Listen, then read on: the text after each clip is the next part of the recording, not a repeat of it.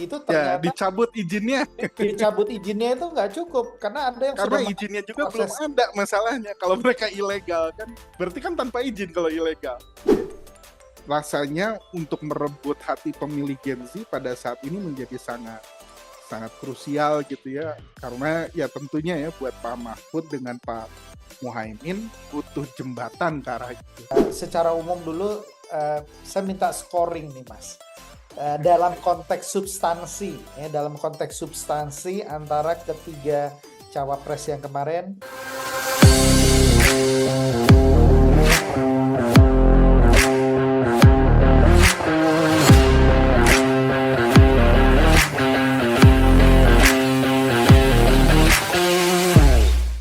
Hai Sobat Politician Academy, bertemu lagi dengan Bogas Chandra di dalam podcast The Politician, podcastnya Politician Academy. Seperti dengan podcast kita beberapa waktu yang lalu, hari ini kita membahas mengenai debat Capres-Cawapres yang keempat, atau kalau untuk debat Cawapresnya yang kedua, yang baru berlangsung kemarin di hari Minggu, tanggal 21 Januari. Nah, bersama dengan saya kali ini kita kedatangan tamu yang luar biasa, Mas Christian Wicaksono. Beliau adalah dosen administrasi publik dari Universitas Katolik Parahyangan di Bandung. Mas Chris boleh menyapa Sobat Politician Academy? Selamat Silakan, sore Mas. sahabat Politician Academy. Perkenalkan, saya Christian Widya Wicaksono. Saya bekerja menjadi dosen di Universitas Parahyangan ini semenjak tahun 2009. Tetapi pengalaman saya menjadi dosen sebenarnya sudah dimulai semenjak tahun 2005. Saat itu saya bekerja sebagai dosen PNS di Universitas Sultan Ageng Tirtayasa. Kemudian pada kesempatan tahun 2006, saya pernah menerbitkan sebuah buku berjudul Administrasi dan Birokrasi Pemerintah. Lalu setelah saya menyelesaikan S2 di Unpar pada tahun 2009, saya diberi kesempatan untuk menjadi peneliti tamu di TU Dortmund di Jerman. Jerman. Ya. Selama kurang lebih 4 bulan ada di Jerman dan saya riset tentang reformasi birokrasi. Lalu kemudian saya terbitkan buku lagi tahun 2014, judulnya Telaah Kritis Terhadap Administrasi dan Manajemen Sektor Publik di Indonesia, dipublikasikan tahun 2014 dan ya digunakan juga sebagai bahan referensi oleh berbagai macam perguruan tinggi, khususnya dalam mata kuliah manajemen publik. Kemudian tahun 2021 saya menyelesaikan studi doktoral saya di Tunghai University, bidangnya ilmu politik, meskipun ya Di mana itu, Mas? di Taiwan, Di Mas Taiwan. Bungnas, di Taiwan. Jadi bidangnya adalah ilmu politik, tetapi secara spesifik disertasi saya membahas tentang evaluasi organisasi publik. Dalam hal ini lembaga non-struktural. Begitu Baik, kurang lebih Mas Bunggas perjalanan baik, luar biasa. akademik saya. Baik, terima kasih Mas Kris. Ini luar biasa, artinya kita mendapatkan seorang narasumber yang sangat layak untuk kita berdiskusi tentang hasil atau penilaian tentang debat kemarin. Tentu Terima saja kasih, terima kasih. Mas Kris menyimak ya kemarin perdebatan kemarin Cawapres ya. Ya, Dari jam berapa? Jam 7:30 ya? 7 ya, jam 7. Ya, Selesai ya, jam ya. 10 malam. Sekitar jam 10 malam. Baik. Nah, overall dulu. Sebelum kita membahas mengenai substansi maupun nanti mengenai delivery, gimmick dan lain sebagainya ya, teknik komunikasi. Tapi secara umum dulu, Mas Kris melihat debat kemarin bagaimana? Kalau saya terus terang melihat ini jauh lebih seru dibandingkan debat yang pertama, Cawapres. Ya, Ya, karena kalau di debat pertama terlihat Gus Imin maupun Prof Mahfud ini masih meraba-raba hati-hati ya. kira-kira medannya seperti apa gitu. Kemarin mereka sudah full confidence terlihat. Menurut Mas Chris gimana, Ya, Mas? secara umum ya saya sepakat ya Mas Bongas ya bahwa nampaknya di debat pertama para cawapres khususnya kita bisa katakan cawapres yang sudah secara usia senior, mereka memang hati-hati ya, nampak sekali hati-hati untuk melontarkan statement. Nampaknya ya pertimbangan, mungkin karena faktor usia mereka punya pertimbangan bahwa saya harus menyampaikan statement-statement yang matang gitu ya, yang teruji dengan baik sehingga kemudian tidak ngawur kemana-mana. Hanya kan di apa ya di debat pertama itu kita harus mengakui ya bagaimana Gibran kemudian sebagai orang muda berhasil ya memberikan apa? Saya sih menyebutnya kalau di istilahnya apa ya di istilahnya stand up comedy itu punchline. Dia Punchline-nya ngasih kena semua ya? tembakan-tembakan yang Iya. mantap gitu ya, walaupun pada akhirnya memang sempat jadi kontroversi karena ada singkatan dan lain sebagainya. Tapi pada prinsipnya saya melihat ya cawapres nomor 2 di debat pertama memang bisa Menguasai eksploratif panggung. ya. Dia eksploratif juga ketika memaparkan kan di bagian pertama itu kan visi misi ya Betul. dan terjadi juga di debat yang kemarin. Jadi eksplorasinya, konsep-konsepnya memang relatif banyak kata kunci yang bisa dia sebutkan gitu ya dalam durasi waktu kurang lebih kalau nggak salah 4 menit ya pemaparan Betul. visi misi. Nah, ini yang memang menurut saya juga bekal penting ya kalau di dalam debat kita bisa menjelaskan sebenarnya apa sih hal-hal yang akan kita kita lakukan ya pada saat kita kemudian mendapatkan kewenangan untuk menjalankan pemerintahan. Itu Betul. menurut saya penting. Overall lagi catatan dari saya adalah saya harus mengakui baik debat pertama maupun debat kedua dalam pandangan saya memang Mas, karena saya orang administrasi publik ya Mas Bonggas ya. Saya melihat bahwa ide besarnya belum diterjemahkan ke dalam langkah-langkah konkret. Hmm. Kalau saya melihat itu, misalnya begini, bagaimana kita ketika ada kata kunci transisi energi. Ini kan positif ya, kesan Ya. utamanya positif. Tapi langkah-langkahnya minimal misalnya dia kemukakan, oke dalam 5 tahun ketika saya sudah mendapatkan kewenangan untuk menjalankan peran saya sebagai wakil presiden, maka di tahun pertama yang akan saya lakukan misalnya saya mengidentifikasi sebenarnya level karbon misalnya gitu ya. Hmm. Apa emisi karbon di Indonesia itu ada berapa? Ya. Dan kemudian saya Target. ya mengadakan apa misalnya conference dengan mereka yang apa pelaku usaha yang aktivitas usahanya menghasilkan emisi karbon gitu ya termasuk juga apa dari emisi karbon kendaraan. Jadi ada hal-hal yang teknis gitu yang saya ingin lihat. Termasuk Ya. misalnya ada statement berani udahlah misalnya kendaraan yang diproduksi dari tahun berapa gitu ya Ya. katakan 40 sampai tahun 60 sudah tidak boleh lagi Ya. beroperasi di jalan karena punya dampak gitu. Nah, Polusi. ini kan ada apa ya policy-policy yang kita bisa lihat secara konkret walaupun tidak harus mendetail sih. Ya. Tapi ya ada disentuh saja gitu langkah-langkah per Ya. 1 tahun atau 2 tahun apa yang akan dia lakukan sehingga kita bisa melihat bahwa statement dia misalnya mengurangi apa emisi gas karbon itu konkret akan turun sedemikian rupa. Ya. Bahkan sih kalau dari sisi reformasi administrasi nih Mas Bonggas ya, Ya. sebenarnya apa yang dilakukan misalnya ketika kita bisa berkaca pada pemerintah Amerika di eranya siapa tahun 2000 itu siapa ya Mas Bonggas ya bisa Barack ingat Obama. sebelum Barack Obama tahun 2000 George tahun Bush. 2000 eh, George Bush. sebelum George Bush itu Clinton nih. Clinton. Oke. Clinton nah Al Gore-nya itu dia Al punya Gore. Ya.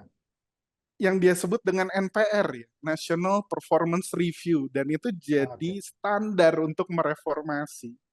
Nah, sebenarnya saya sepakat gitu ya, beberapa kata kunci yang muncul adalah penegakan hukum dan konsistensi penegakan hukum. Kan itu muncul Betul. baik dari Pak Muhaimin maupun dari Pak Mahfud. Mahfud. Itu Ya. statement yang bagus. Cuman problemnya, kalau standar ini kan harus ada penegakan tadi ya. Nah, Betul. penegakan ini teknisnya akan bagaimana?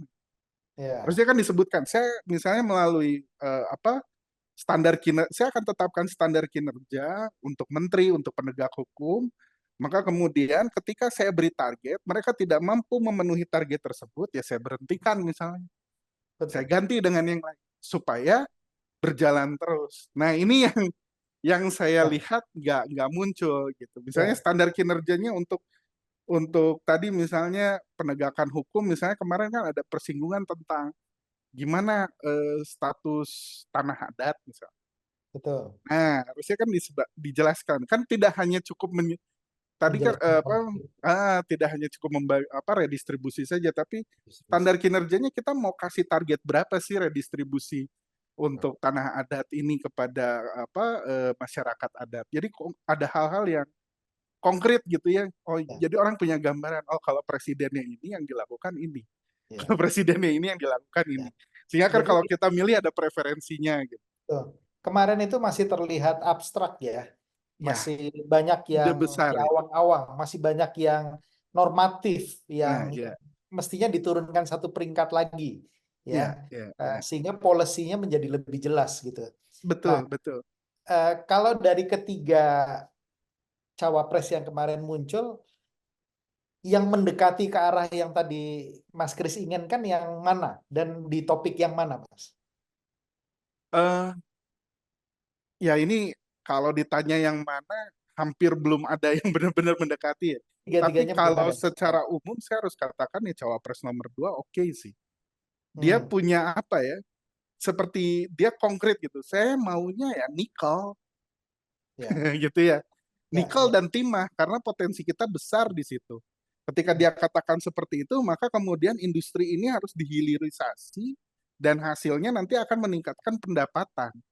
Ya, Nah, ini ya, kan jelas ya, konkret gitu. Oke, berarti jenis tambangnya jelas, apa yang mau dia lakukan jelas, dan kemudian orang tahu, oh oke, nanti akan ada lapangan pekerjaan. Dan katanya lapangan pekerjaannya kan janjinya cawapres akan diutamakan untuk pekerja dari lokal. domestik, kan ya, bukan pekerja asing. Nah, Ya, lalu kemudian ya lucu juga ketika dia tanya ke cawapres nomor 2, karena kan muncul tuh ya di kampanye-kampanye cawapres nomor 1, mohon maaf, yang mengatakan ya harus litium misalnya. Walaupun ya potensi litium di Indonesia oke juga. Tetapi ya. kan ketika ditanya mau dibagaimanakan, Hmm, lalu banyak menguntungkan tenaga kerja asing. Nah itu nggak terjawab gitu, Mas Bonggas. ya, Padahal kan pada situasi yang policy, kita butuh hal-hal yang konkret. Ini mau diapakan memang? Apakah betul. kita betul akan mengedepankan industrinya hanya hanya pada baterai litium, atau kita mau bergerak ke arah nikel dan timah? Konkretnya kan harus harus tegas ya buat Ya, buat orang yang akan memilih, dan dia dikasih gambaran gitu jenis pekerjaannya bagaimana. Termasuk juga ada disinggung juga kan jenis pekerjaan dari eh, apa eh, kebijakan untuk apa ya, intensifikasi apa supaya lebih hijau gitu ya, pembangunan lestari yang nuansanya ya. pembangunan hijau gitu ya. Berkelanjutan. Nah, Dan kemudian nanti ada green jobs itu ya. Itu asik juga sih, kalau buat saya itu konsep juga.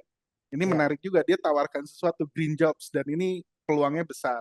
Tinggal ya itu tadi, turunannya apa, jenis green jobs itu kan seperti apa. Kita kan betul. lama tuh di ilmu politik bahas ya, salah Ya, satu nanti yang membuat konflik itu kan diversifikasi pekerjaan gitu ya. Makanya diversifikasi pekerjaannya bagaimana, bentuknya akan seperti apa, sehingga ke depan nanti kan Menko Polhukamnya kan tinggal ditugaskan, oke nanti kamu harus atasi konfliknya yang berkembang potensinya seperti ini. Tapi oke. keuntungannya permukaan lapangan pekerjaannya seperti ini, peningkatan pendapatannya seperti ini kan tergambar jadinya gitu, Mas Bonggas, maksud Ya, saya. betul. Nah, ini yang menarik kalau tadi dikatakan Menko Polhukam yang nanti berkaitan dengan masalah hukum, karena kemarin juga Prof. Mahfud sebagai yang sekarang masih menjabat sebagai Menko Polhukam Hmm, juga hmm. menjelaskan bahwa permasalahan yang dikatakan seperti tadi pelanggaran terhadap apa ya, penjahat-penjahat lingkungan lah, Iya, iya, IUP ya, masalah IUP ya, izin iya, iya. pertambangan gitu ya. Ini nggak bisa begitu saja dibilang dihentikan, ditutup. Itu Ya, ternyata dicabut izinnya dicabut izinnya itu nggak cukup karena ada yang karena sudah izinnya melalui juga belum proses. ada masalahnya. Kalau mereka ilegal kan, berarti kan tanpa izin kalau ilegal. Betul, betul. Tapi Terus kita ini mau yang cabut tidak izinnya dasarnya. betul. Tapi ini yang tidak ilegal pun Ya, eh, ya, ya. setelah dicabut izinnya juga operasional di lapangan masih bekerja, nggak ada yang bisa Betul, nyetop itu gitu ya, karena betul, ya sekali lagi tadi apa ditekankan, nah ini Menko Polhukam yang sekarang aja masih apa ya, masih curhat untuk masalah yang sebetulnya di bidangnya dia harusnya memegang peranan penuh gitu ya. ya Dan sepakat, sepakat, dari sini kita baru bisa melihat bahwa ternyata perlu apa political will sampai yang di level paling atas untuk ya langsung bisa tegas ya. Kalau kalau betul, levelnya masih menteri bahkan Menko saja masih belum punya kewenangan besar mungkin ya untuk betul. melakukan itu ya, penindakan. Sepakat, sepakat, Mas Ya, Bonggas. Artinya memang komitmennya perlu ada. Yang kedua sih yang saya akui gini, Mas Bonggas. Mohon maaf agak geser ya. Saya silakan pernah silakan. riset gitu, Mas Bonggas, riset mengenai pemekaran wilayah di Kabupaten Lebak. Riset Oke. itu saya lakukan tahun 2007. Saya Hmm. meriset kawasan Lebak Selatan. Itu Rengas Dengklok itu di Banten. Begitu saya riset, saya kan main ke lokasinya tuh, Pantai Selatan Banten.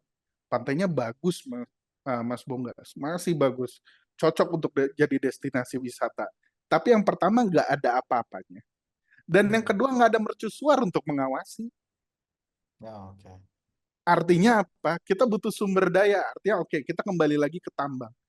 Kalau kita ingin mengawasi para pelaku tambang yang culas, yang curang, dan lain sebagainya, ya kita harus punya sumber daya yang memungkinkan kita bisa melakukan pengawasan tersebut. Nah, Ya, mungkin ini kalau mau idenya kekinian, bisa diintegrasikan dengan Society 5.0.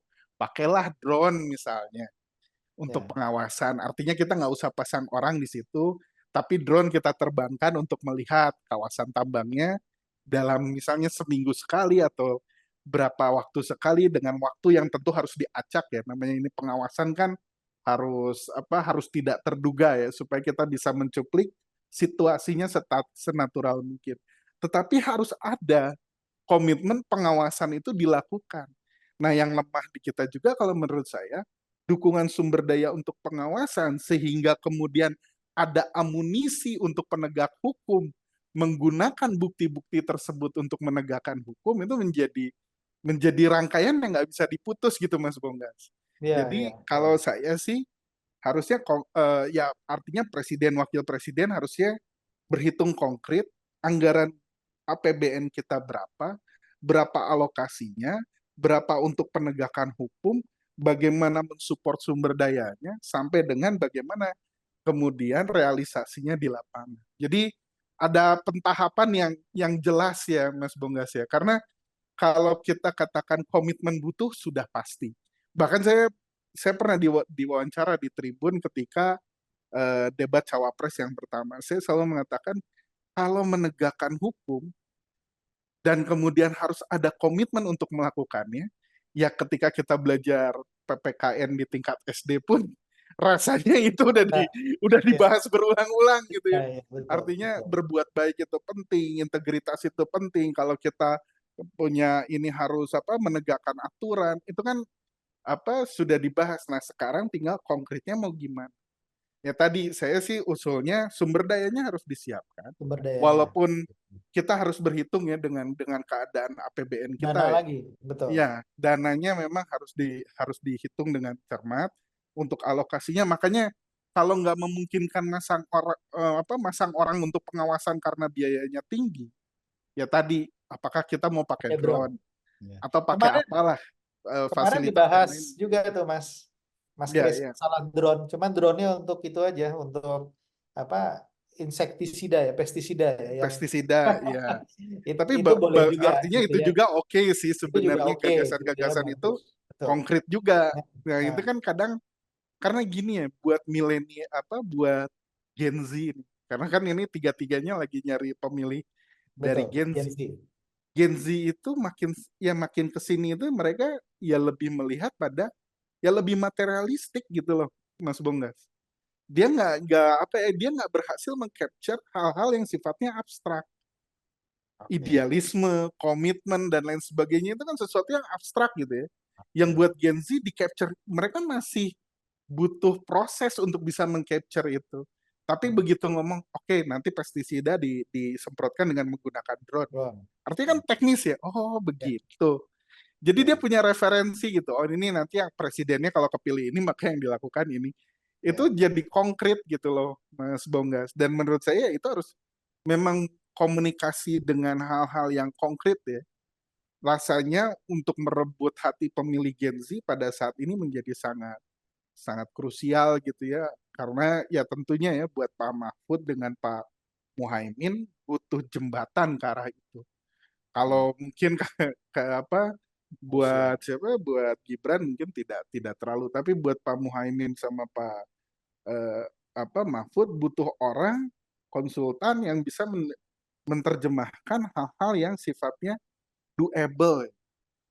Jadi teknis-teknis yang konkret yang mungkin sedikit kan Gen Z sekarang seneng banget tuh kalau ada aplikasi teknologi untuk membantu mereka melakukan sesuatu. Nah itu hal-hal begitunya mungkin ya, Mas Bonggas ya, Perlu bisa ditekankan lagi ya, perlu dieksplorasi itu. dieksplorasi oleh ya. Sehingga terungkap juga lah dalam visi misi gitu ya dan seterusnya. Walaupun saya dari pasangan nomor 3 juga nge-capture KTP itu ya.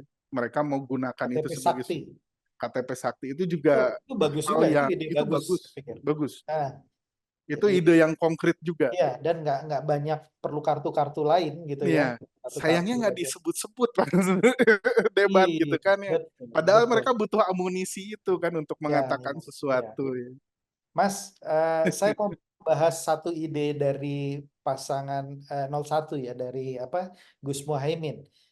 Beliau salah satu idenya yang menurut saya bagus dan cukup realistis adalah memberikan dana tambahan kepada desa ya, yang semula dari 1 miliar menjadi 5 miliar. 5 miliar. Nah, ini menurut saya ya sebuah ide yang bagus karena kita melihat bahwa dengan adanya dana desa melalui undang-undang desa kemarin dan kemudian diberikan, itu munculnya desa-desa mandiri itu semakin semakin banyak dan persebaran itu terjadi gitu ya. Nah, menurut Mas Kris sendiri gimana mengenai ide ini? Eh, ini kita bahas khusus tentang desa dan ini selalu menarik gitu ya Mas Ya. Bonggas. Soalnya saya nemani Pak Hubertus ini Mas Bonggas, Ah, KKL. ya, Jadi spesialis keluar desa. masuk desa juga saya. Siap. Memang unik Mas Bonggas. Saya coba eksplorasi beberapa hal ya. Tadi misalnya saya mulai dulu dari pertanyaan Mas Bonggas. 5 miliar untuk satu desa. Menurut saya di satu sisi bagus. Kalau desanya memang membutuhkan Mas Bonggas.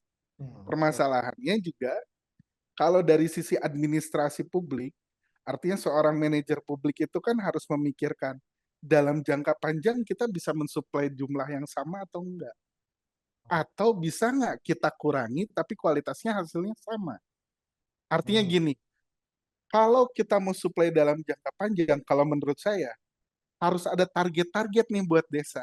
Misalnya tadi, kategorisasi desa sampai betul. dengan tingkat mandiri. Artinya kalau sudah tingkat mandiri, apakah harus 5 miliar? Masih harus di ya, oke. Iya, artinya kita kan bisa bisa memikirkan ulang. Jangan sampai ketika sudah mandiri, yang namanya mandiri kan sebenarnya terlepas ya ketergantungan dari pihak eksternal. Artinya seharusnya dia sudah secara internal dia sudah berdaya. Nah, Ya, ini yang perlu menurut saya sih didorong, ya. Karena mau nggak mau, kalau di administrasi publik itu dikatakan ya problemnya dimanapun terjadi, pengeluaran pemerintah itu cenderungnya meningkat, tapi pendapatannya terus turun. Karena ya, kalau naikin pajak udah pasti nih masyarakat teriak gitu. ya, Ini kan ya. kebijakan yang sangat tidak populer. Artinya administrator publik di era sekarang itu ya dituntutnya dia bisa berbuat lebih dengan sumber daya yang terbatas. Hmm. Gitu. Doing more with less katanya kalau Ya, bahasa ya, beberapa buku referensi ya yang bisa ya. kita baca ya. Doing more with less. Artinya dia bisa efisien di situ. Nah, oleh karenanya kalau menurut saya sih perlu klasterisasi desa. Kalau Hmm. si desanya sudah mandiri, memang tidak perlu lagi Tidak sebanyak perlu itu sebesar itu. Ya. bantuan. Hmm, Dan hmm. yang kedua, Mas Bongkas, ini juga jadi permasalahan tentang dana desa. Jadi di lapangan itu, semenjak kita menghadapi pandemi COVID, ternyata dana desa ini sudah ada pagu-pagu penggunaannya yang distandarisasi dari pemerintah pusat. Betul, betul. Sehingga yang jadi masalah, kan kalau dari semangat undang-undang desanya kita ingin memberikan otonomi kepada desa dengan kearifan lokalnya untuk menentukan bagaimana mereka akan mengelola sumber daya yang mereka punya. Tapi di sisi Bersepakat lain, sama kalau pemerintah, kita sudah di sisi mematok, lain dari pusatnya malah dikasih apa ya, kasih dikasih pagar. ya dikasih kolam-kolam yang jarak tempuhnya berenangnya hanya segitu-gitunya. Nah Ya, ini juga nih Mas Bonggas, artinya perlu diperhatikan lagi semangat-semangat apa ya ketika kita memberikan kesempatan kepada desa. Walaupun gini Mas Bonggas, memang betul juga sih. Waktu saya di Taiwan itu saya bilang sama supervisor saya, di tingkat sini artinya di Taiwan, kewenangan untuk membuat peraturan itu diserahkan sampai ke tingkat mana? Ternyata mereka hanya berani sampai tingkat kabupaten kota. oke, oke, Lalu saya cerita di Indonesia, kita serahkan sampai ke tingkat desa. Desa itu bisa menerbitkan peraturan desa. Dan betul. ada 75.000 desa Desa di se-Indonesia. Indonesia, betul. Profesor saya geleng-geleng kepala, gila kan. Negara yang paling banyak Seberani itu peraturan dan Indonesia gitu. aturannya ya. Iya, karena kan sebenarnya menerbitkan kebijakan bukan hal yang mudah ya. Dan Betul. kemudian juga dalam konteks negara kesatuan kan apa ya istilahnya linearitas ya antara kebijakan satu dan kebijakan yang lain agar yang di tingkat bawah ini tidak bertentangan dengan yang di atasnya itu kan menjadi sangat penting. Artinya kita bisa membayangkan ya tuntutan kepada perangkat desa dan badan permusyawaratan desa dalam membuat peraturan itu sudah tingginya luar biasa. Ya, Belum lagi beban administratif di luar itu ya Mas Bonggas ya. ya, ya, Saya ambil betul. contoh gini, supaya juga penjelasan saya jadi konkret. Jadi, di desa itu bisa menerima dana dari beberapa sumber.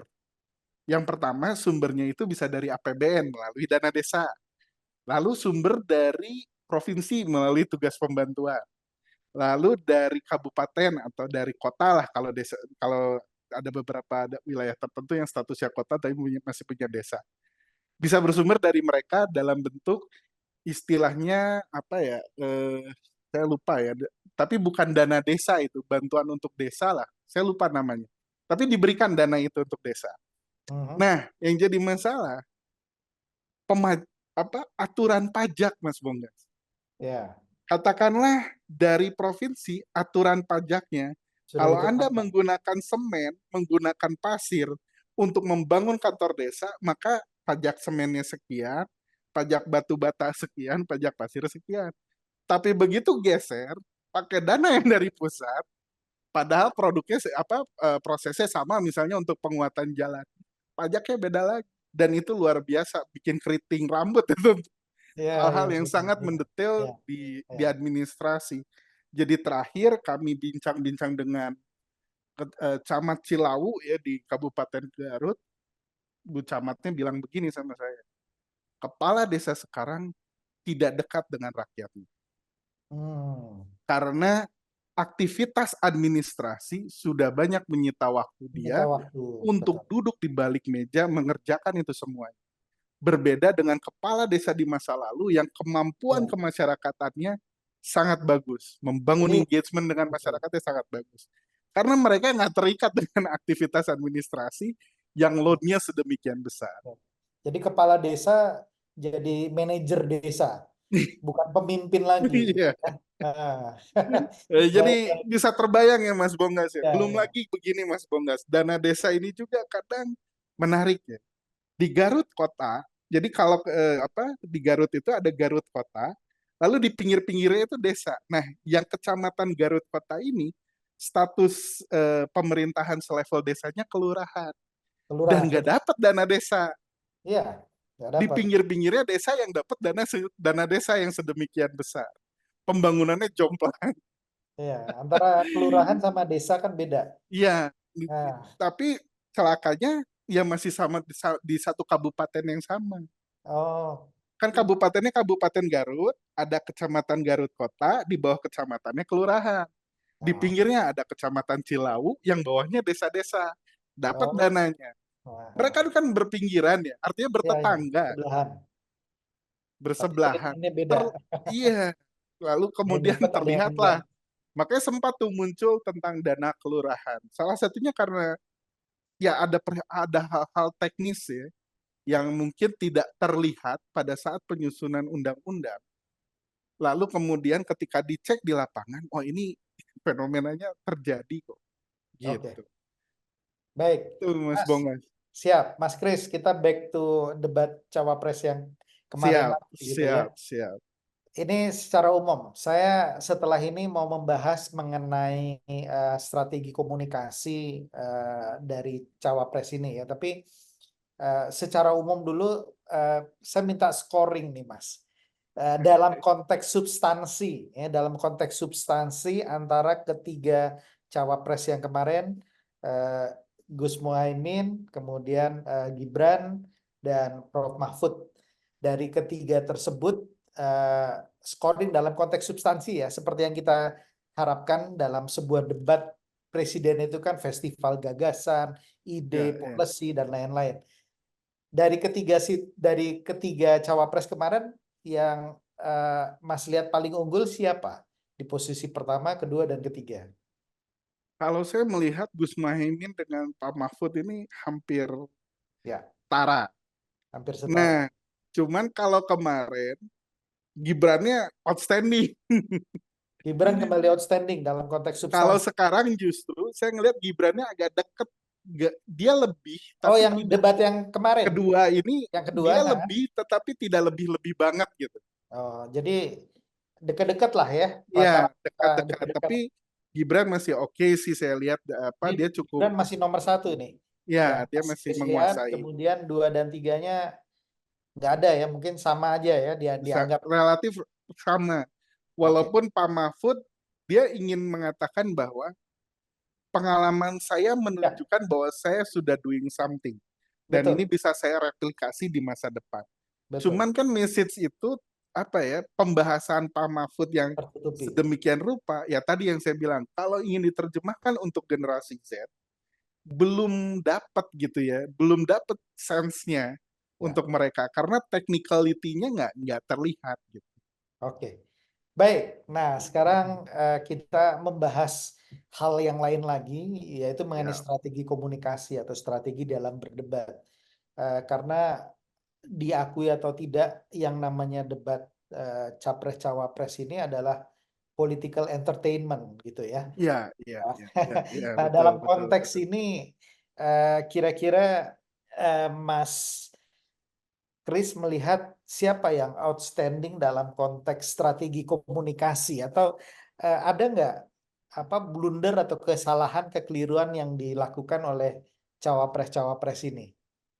Kalau menyoroti strategi komunikasi secara politik ya, kemampuan mendelivery ide misalnya dari awal ya, saya melihat memang Gibran bagus Pak Bogas.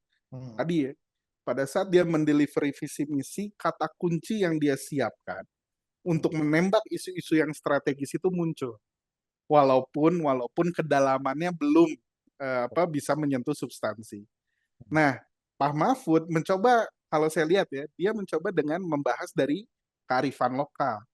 Kan dia bilang hubungan Tuhan, manusia, dan alam ya, semesta. Bagus, cuman ya lagi-lagi, ini untuk pemilih yang kalau misalnya kita masih beranggapan bahwa populasi pemilih kita didominasi oleh Gen Z, kita membahas hal-hal yang sifatnya abstrak dan filosofis, yaitu nggak ketangkep, Mas Bonggas. oke, Jadi strategi komunikasinya kalau menurut saya, untuk Pak Mahfud termasuk juga untuk Pak Muhaimin, dia perlu membumikan kalimat-kalimat, contoh-contoh yang lebih konkret bisa dirasakan oleh pemilih Gen Z ini. Karena ya itu, faktanya kita berhadapan dengan populasi pemilih yang didominasi oleh mereka. Oke, ada hal-hal yang sifatnya filosofis, ide-ide besar, tetapi tetap saja dalam konteks hal yang misalnya pemaparan, dalam konteks komunikasi ya, kan kalau komunikasi itu informasinya ditangkap kan gitu ya oleh si apa penerima dengar informasinya. tentunya. Nah Ya. ini kita ingin pastikan gitu bahwa si komunikatornya itu ngasih informasi yang clean, yang bersih, yang easy listening dan easy to be understand. Ya. Kalau masih rumit ya susah ya. Ya tadi ya, rumit untuk Gen Z ini saya nggak berharap. Artinya saya nggak bisa melihat prospek yang lebih lebih kuat gitu ya, bisa mereka mengimbangi nih popularitas dari pasangan nomor dua. Karena kan survei-survei sampai bulan Januari awal masih masih paslon nomor dua nih yang tinggi.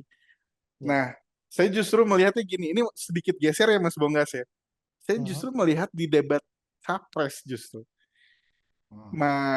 Mas Anies itu pinter buat apa ya, buat kata-kata kunci yang Diksi-diksi. dalam tanda kutip bikin telinga panas Ya, di satu sisi yang akhirnya harus ditanggapi dengan emosional, tapi kata-kata kuncinya mudah diingat. ya betul. Kayak misalnya ordal gitu ya. Hmm. Waktu di debat pertama kan orang Ya, ya, easy listening dan mudah diingat gitu. ya, Dan mudah betul. ditangkap. Nah ini nampaknya perlulah gimana strategi komunikasinya bisa masuk ke level-level itulah yang bisa dilakukan oleh Pak Mahfud dengan Pak ini ya, Pak Muhaimin supaya ya itu bisa efektif buat buat apa merenggut katakanlah Ya, simpati ya dari para pemilih di tingkat apa milenial ya. Gen Z. Ya, saya mencoba mengikuti apa yang berkembang di kalangan netizen juga ya, apa namanya Iya, pendapat ya. mereka gitu ya, karena banyak yang melihat kemarin debatnya juga berjalan cukup panas gitu ya, Iya, iya. dibandingkan debat yang pertama. Kemudian ada gestur-gestur yang dianggap kok seperti ini gitu ya.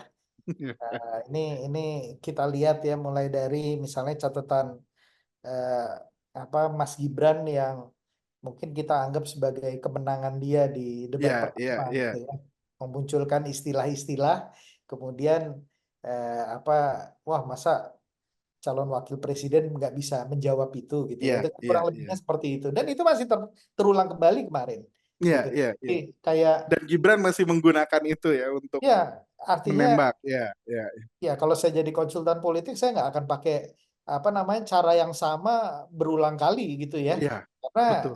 balik lagi ya, political entertainment itu yang nonton itu perlu sesuatu yang baru dan Ya juga perlu mencerdaskan. kejutan kan mereka. Ya, Perlu dan seru. dan ya akhirnya kalau menurut saya jawaban-jawaban yang diberikan baik Gus Muhaimin maupun Prof Mahfud pada waktu diberikan pertanyaan seperti itu, menurut saya layak, pantas diterima ya. Ada yang bilang receh gitu ya, Iya, Pak iya. Mahfud gitu ya, nggak perlu dijawab pertanyaan apa seperti ini gitu, atau seperti apa Gus Muhaimin yang bilang ya pemimpin itu berbicaranya mengenai policy bukan sesuatu Policy yang ya. konkret, nggak nggak jelas. Strategi ini menurut Mas Kris gimana melihatnya?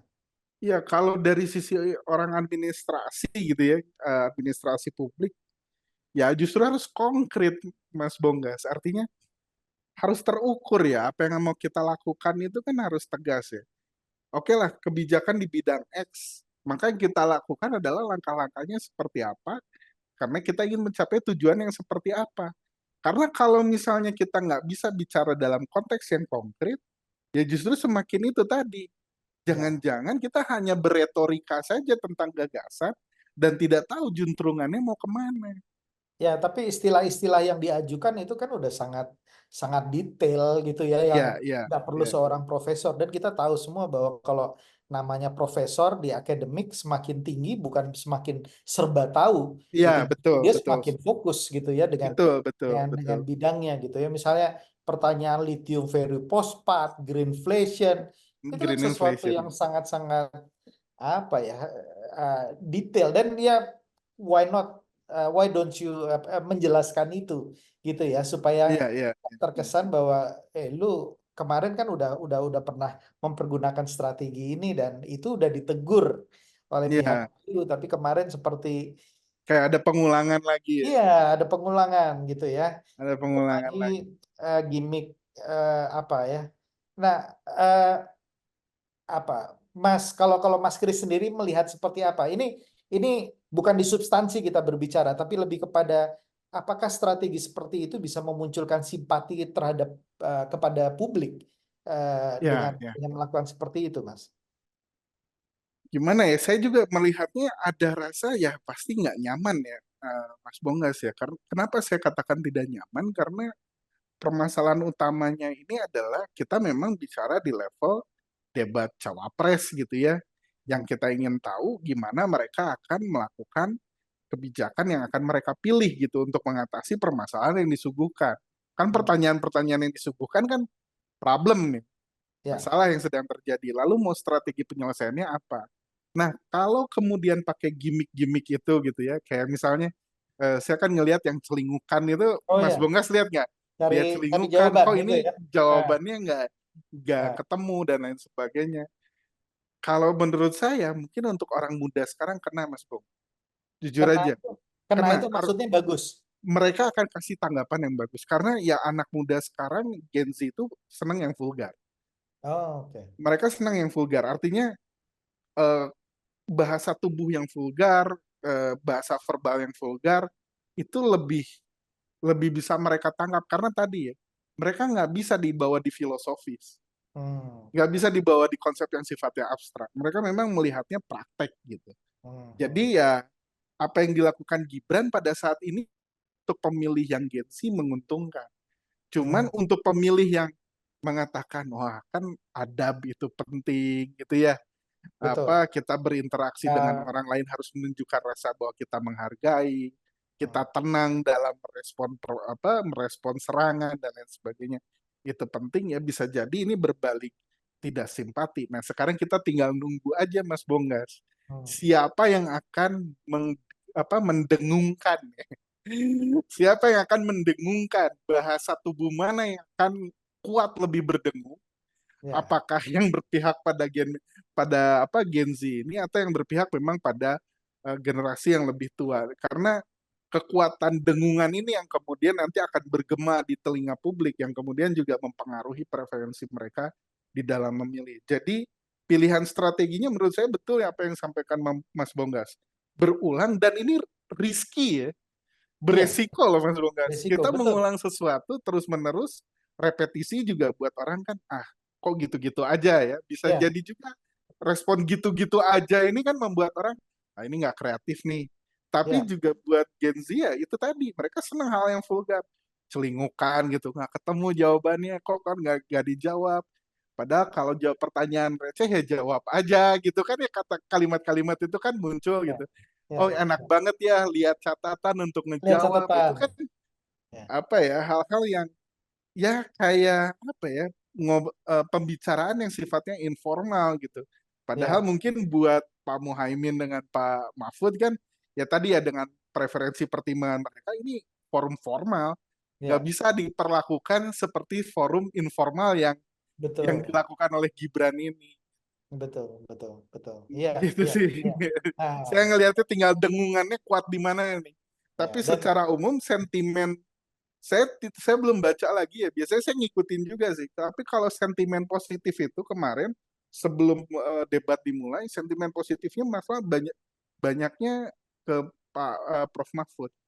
Sentimen negatifnya sebelum debat, gede sebelum debat maksudnya? sebelum debat. Jadi ada analisis sentimen. Ini ada salah satu Oh, televisi ngasih analisis sentimen. Ini sentimen media ya. ya, ya, Itu justru positif lebih banyak Pak Mahfud itu, hampir 80% Mas Bonggas.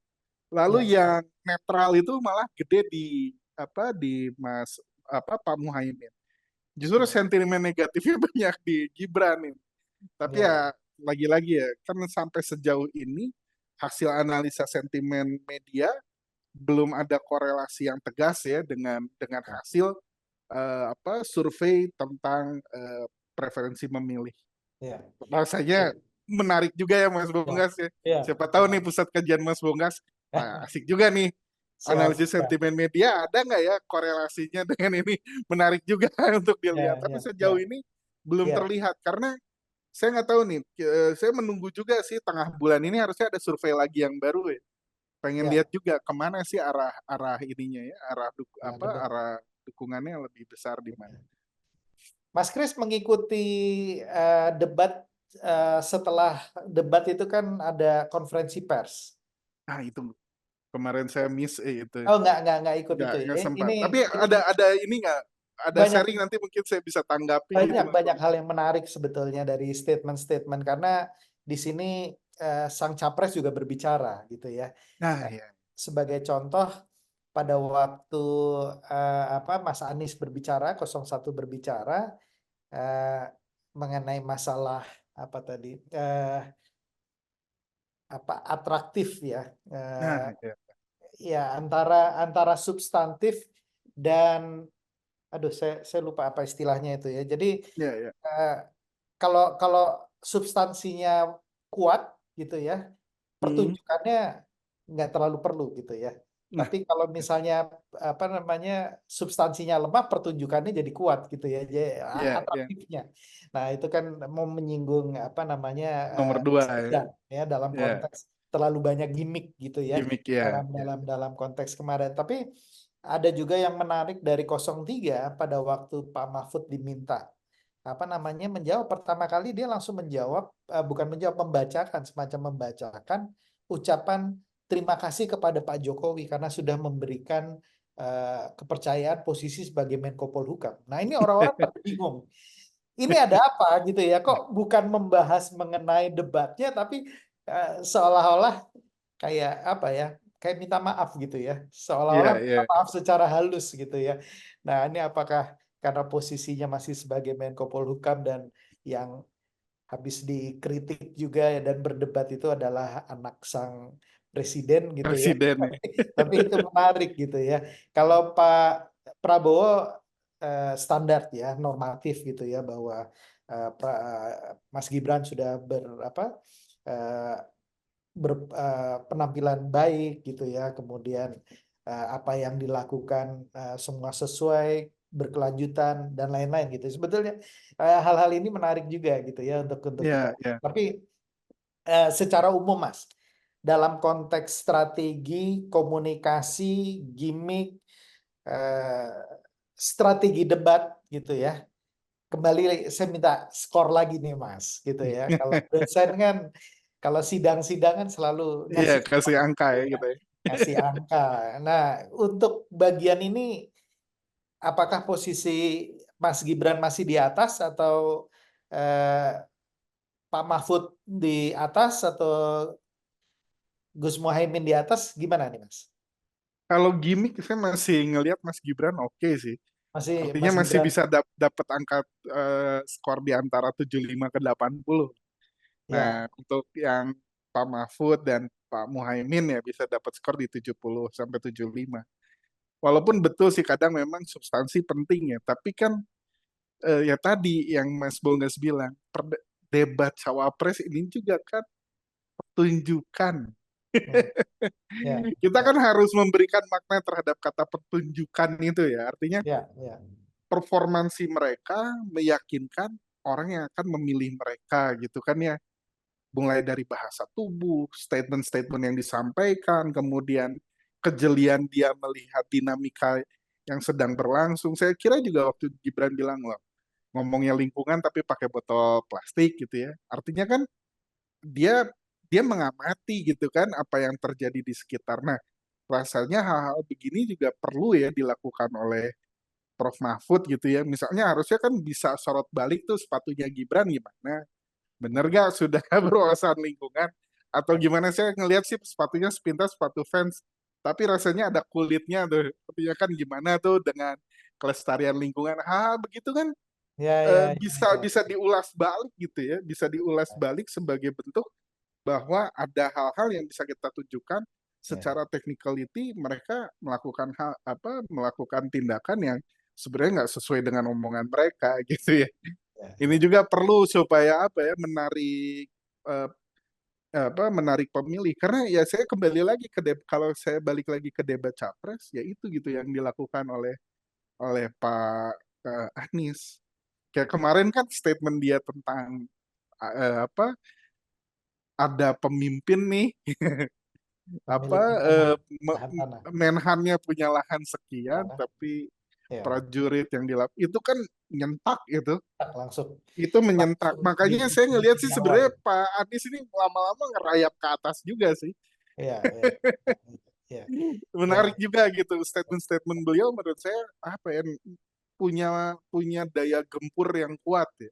Dan Betul. kelihatan kalau di debat cawapres Gibran yang iseng gitu ya ngejailin, tapi di debat capres ya Pak Anies yang ngejailin gitu, yang membuat yang lain mulai mulai Panas. panas gitu ya. Emosi. Tapi ya strategi ini dibutuhkan karena kan juga kita tidak ya tadi ya, tidak hanya ingin melihat substansi sebenarnya. Betul, Kalau betul, menurut saya ya, betul. substansi penting ya kita lihat, tapi ya mungkin untuk level kita lah Mas Bonggas ya, Ya, yang analisa ke arah itu. ya, Tapi kan buat yang mungkin mereka di permukaan juga ingin lihat pertunjukannya. ya, ya, Artinya kan ini sebagai sebuah show kayak kita nonton, kalau nonton konser musik kan ya. band band bintang tamunya siapa sih gitu ya. Kita ingin lihat pagelaran yang apa, teatrikal, menarik dan seterusnya. Dari itu rasanya perlu dimaknai seperti itu juga sih untuk debat-debat ini ke depannya.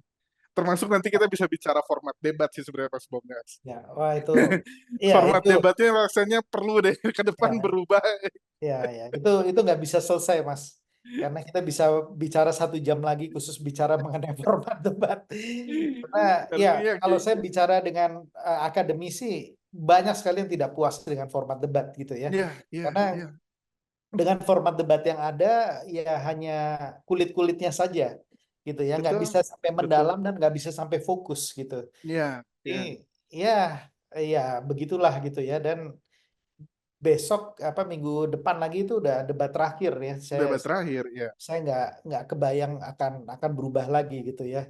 Ya sudah kita terima saja. Mungkin yang mau menikmati sebagai panggung hiburan politik ya lihat gimmick-gimmick gitu ya, lihat Iya, strategi berdebatnya, lihat bagaimana ketenangan menjawab pertanyaan, bagaimana seorang pemimpin bisa kemudian dalam waktu singkat mengelaborasi ide-ide yang ada gitu ya. Karena iya. yang masalah negara ini terlalu sempit sebetulnya kalau dibahas hanya dalam waktu 2 atau 3 jam saja.